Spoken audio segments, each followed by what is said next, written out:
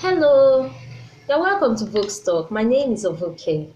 We're looking at how to ensure that our children are safe in school, and this is the fourth episode. For this episode, we're going to be looking at e-safety and parent and teacher supervision of children. When you hear the word e-safety, what comes into your mind? E-safety is also called online safety, internet safety, or web safety. E-safety is most often defined as the responsible use of the internet and other technological means of communication. For the purpose of this work, when we talk about e-safety, we are going to be referring to how we can ensure that our children are safe while using the internet. Yes, we must ensure that they are safe. Not just the internet, also other means of other technological means of communication. These include gaming devices, text messages, email, and lots more. We must ensure that our children are safe from pornography, cyberbullying, fraudulent acts, from exposure to violence, and from any negative influence at all. We must ensure that we protect them from this thing. And it is unarguable that teachers have great influence over their students. Therefore, teachers have a major role to play in this issue. Parents also have their roles to play, but teachers too have their roles to play. Every good school must ensure that they have online training, yes, online safety training for teacher and other member of staff. Yes, and they must ensure that they update their training. The teachers must be at alert all the time. Yes, they must know everything they need to know about internet safety.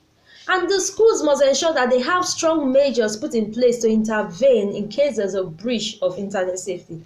Good schools must be able to provide information on internet safety to parents and the school community in general. A good school must be able to teach children about online reputation. Many children believe that whatever you say online, you just say, so long as not your timeline is gone. It's not true. It's there somewhere. Anybody could still pick up these things and use them against you. So children must be taught online reputation, just the way you should maintain your integrity at home, in school, everywhere. You should also maintain your integrity when saying or doing anything online. Then how about parents? How often do we check? Do we remember to check when we go to schools, when we want to enroll our kids? Do we ask them, what are your e-safety policies? What policies you have on ground, and how serious do you take these policies? Do we find out whether or not the school provides e-safety training for members of staff? Do we do that? And how often does the school update the staff on this training? Do we find out if the school will be able to provide any useful information to us with regards to e-safety? We should find out all of these things. How about in our homes? How do we place our computers? We must ensure that we place our computers in places whereby not just the user can see them, any other person passing can see whatever the user is doing. We must share some of these gadgets with our children. Yes, when you're less busy, just tell them, hey guys, let's surf the internet together. You browse through with them, you go to certain sites with them. When they know that you have access to their gadgets like that, when they know you can easily pick up their gadgets and want to browse, they'll be careful with the kind of sites they go to in order not to hurt you. How about the films they watch?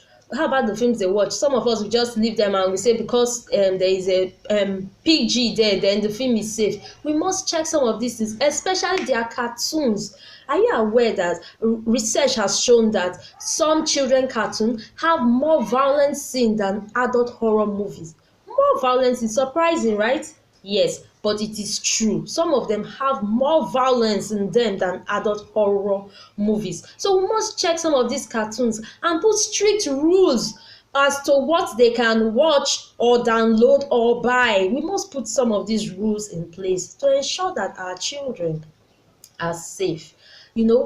Parents should also know the difference between internet usage and social media usage. Some parents want their children to use the internet for educational purposes and benefit, but they don't want their children to be involved in any social media sites. But they don't know that they can actually make this happen. If you are one of such parents, please know that you can actually delete social media apps from your children's gadgets. Yes, you can delete them and put strict rules stopping them from downloading them. So your children can use the internet for educational purposes, but they cannot be involved in any social media platform. You can't do this. You can do it. You are the parent.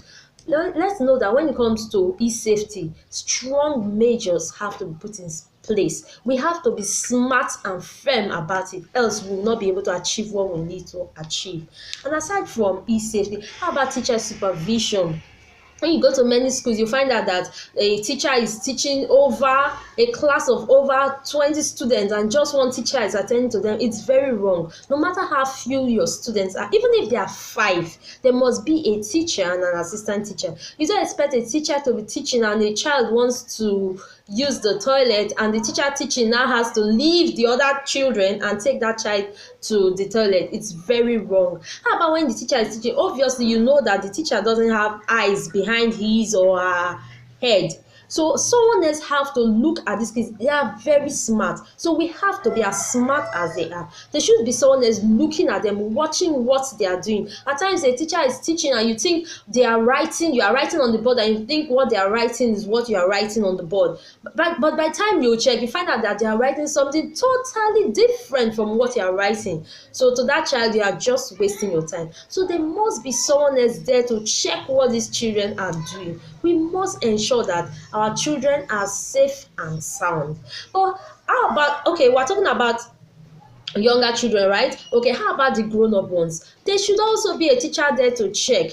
Every school must ensure that they have at least 2 teachers on ground to stay with the children until every student leaves the school's premises. I know you may say, how about when they are on their way home? Okay, yes, we know that teachers can't go with them to their homes, but at least so long as they are in the school premises, we must ensure that they are kept safe. So teachers must be on ground to wait with them until the last child leaves the school premises. Let's remember that our children are our future and we must do whatever we can to ensure that they are safe. Thank you so much for listening to Vok'S Talk.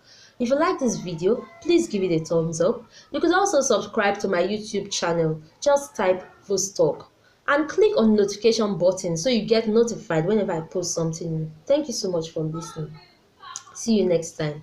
Bye bye.